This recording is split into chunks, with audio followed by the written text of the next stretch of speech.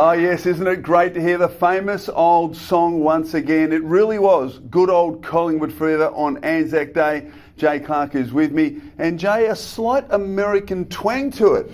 Well, it was a brave coaching call to play Mason Cox, his debut on ANZAC Day, but it paid off, Chris. So he provided the contest, he provided the spark early in the game, and for a bloke really who played his first game of footy in February last year, I mean, there's a lot of upset to this guy. You saw that kick first in from his good mate Darcy Moore. What a start to this game, Chris. So, I mean, there was a lot of conjecture about this selection, but certainly it started very well. And here he is making good position here. The desperate effort to keep the ball alive and steal side bottom. That sets up his fourth goal, I think, of course, the ANZAC Day medalist. So it wasn't just the marking, it's the second efforts here. You know, he gets back up on his feet and has another crack. He's involved again. So I think that is the sort of effort, Chris, that'll keep him in the side against West Coast. Yeah, and that's a great mark under pressure there on the half-forward line. What about this for an effort? One-hand control and then the poise just to make the right decision. And I think that's the biggest challenge for players like this coming into the game fresh, to be able to get decision making right, and I reckon that is something that it takes a long time to master, but he looks to have mastered that already. So it's a great debut. And the team has a lot of confidence in him. I mean, they kicked to him 7 times yesterday inside 50, Chris, which was the most of the team. So there's no reluctance, no hesitancy there. They're going to the big boy, and he stood up yesterday. I mean, what must have been a nervous occasion for him? So absolutely, it's impressive. Now, he did take the place, of course, of Travis Cloke, who played in the VFL on Sunday.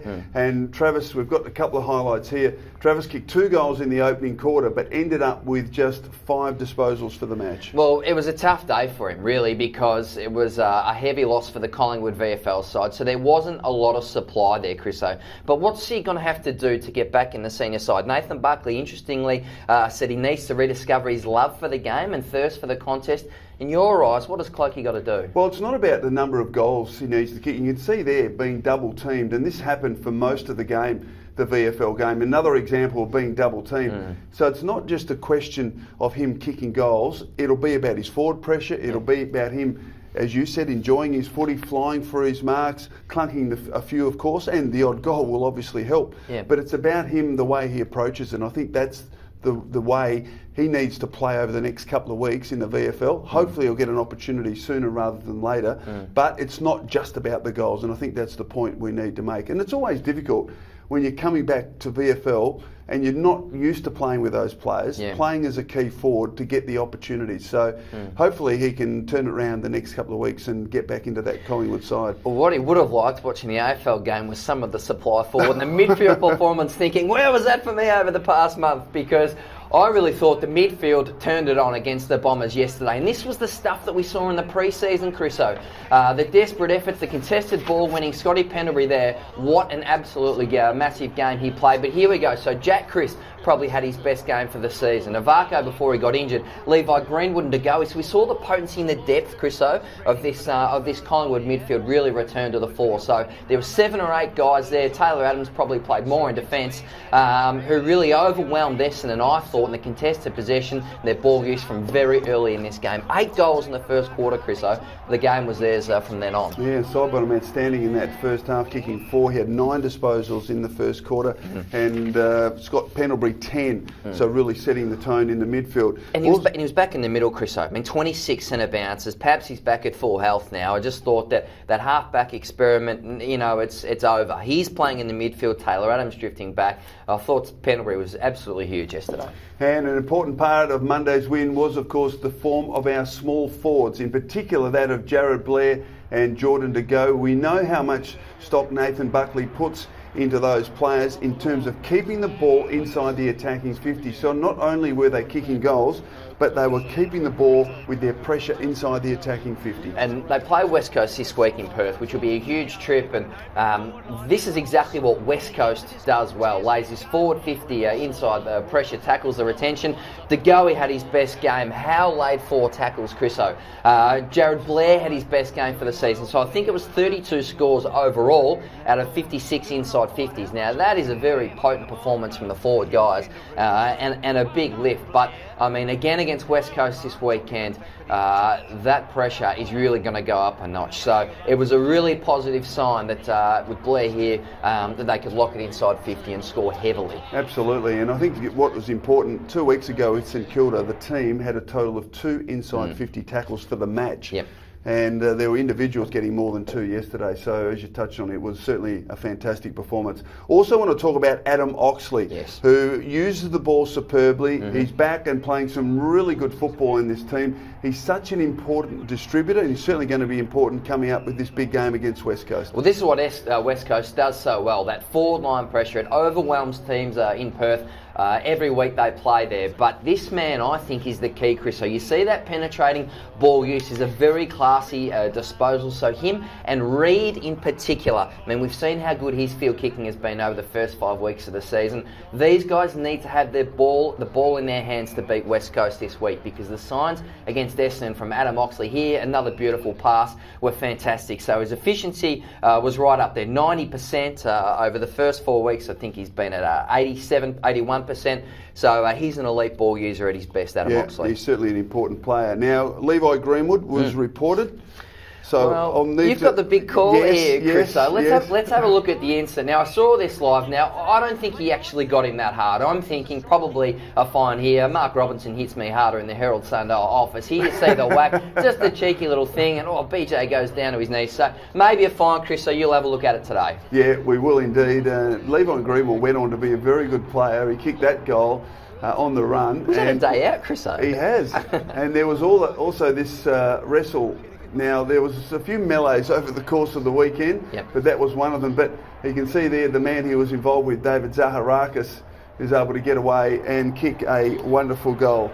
So certainly a pretty good day for Levi Greenwood. In all seriousness, he probably hadn't had a great start to the season, Chris. So it was important as the sort of really central midfield cog that Greenwood sort of got back to form. Kicked a couple of goals there, but I thought it was a great sign from him and to go in particular. Now, it is Tuesday, but we do have our special Monday moments, and let's kick it off with your Monday moment. Well, Darcy Moore, he's only played 13 games, Chris, but the signs from this guy just keep getting better and better. You see this long kick into the forward line and him running back with the flight. Here comes the action now. A high ball now with absolutely no regard for his personal safety. Wayne Carey-esque that was, Chris. So what a sensational mark. This guy, it's so hard not to get excited about him because he is going to be an absolute star on a big stage for the footy club. That is just a massive tick for that young kid, Darcy Moore. I love that mark, Chris. That was a great mark, but it wasn't quite as spectacular, the one I'm going to show for my Monday moment. But again, it revolved around Mason Cox. Now, he accepted the pass from Darcy Moore. He kicked the goal, but what was my moment was that every player got to him. Every player on the ground, even Jack Frost from fullback made the effort here. You can see the mark, beautifully placed by his good friend Darcy Moore. He was able to compose himself, kick the opening goal of the match. Now just watch what happens here with all 18 players getting to him. It certainly was a sensational moment for Mason Cox. A great start to his AFL career. And they needed a circuit breaker, the Pies, didn't they? It had been a heavy month, but this was the perfect sort of spark for them. However, Chriso, it is going to get a lot harder against Eric McKenzie, one of the best key defenders in the competition against West Coast. So as good as that was, Mason, need to focus, have a good week on the track, because it's going to get a bit harder, I think, next weekend. And it was pretty buoyant in the rooms with Darcy Moore and Mason Cox speaking post-match with Collingwood media. Yeah, it means a lot for him to give it to me. You know, he's been him and his family have opened their arms up and taken me in, and he's a brother of mine, and his family's just been absolutely amazing, and it's people I've looked to support me the whole way. I was in the locker room just listening to music, and Pendle just grabbed me and said, "Would you be interested in, do you want to present Mason's jumper?" And I thought about it, and then I thought, pretty daunting thing. I played 13 games and now I've got to present someone with their jumper after their first, so huge honour to present his jumper, and I know exactly how hard he's worked because we sort of entered the club at the same time, so he's definitely earned it, so to be the one to give it to him was really special. Yeah, it all started then, first game together, and then now in front of 85,000 was able to just perfectly nail one just right here, so made it pretty easy for him. And then I was closing my eyes and he was having the shot. I was just waiting for the roar, and then he nailed it. No worries. So couldn't have scripted it any better, could you? So I think Mason's paying for dinner this week. So. Yeah, there you go. Darcy Moore, great friend, and what a great honour for him. As you said, just 13 games presenting the jumper. Now, Jay, Mason wasn't the only one making his debut yesterday at the MCG. Josh Smith also made his debut. Collingwood media spoke to him after the match, but his mum, Gillian, hijacked. This is what happened.